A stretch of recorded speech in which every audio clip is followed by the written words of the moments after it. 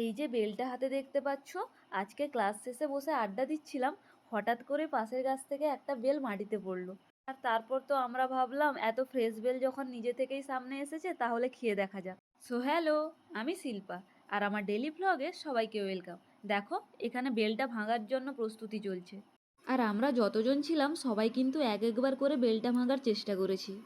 যদিও আমি বেল খেতে এতটা পছন্দ করি না, কিন্তু সবাই যেহেতু খাচ্ছে তাই আমিও একটু ট্রাই করলাম। আর বেলটা যেমন ফ্রেশও ছিল তেমনি খেতেও সুন্দর ছিল। আর এখানে একটা মজার ঘটনা ঘটেছে, সেটা তোমরা নিজেরাই দেখে নাও। হেভি মিষ্টি। হ্যাঁ, বহুত এখানে বেল পেতে পাওয়া যাবে তো।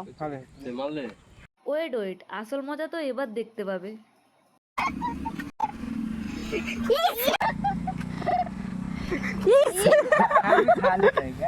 এটা ব্লগে না থাকলে আমি লাইক করবো না ভাই। এটা যদি ব্লগে না থাকে আমি ব্লগ লাইক করবো না।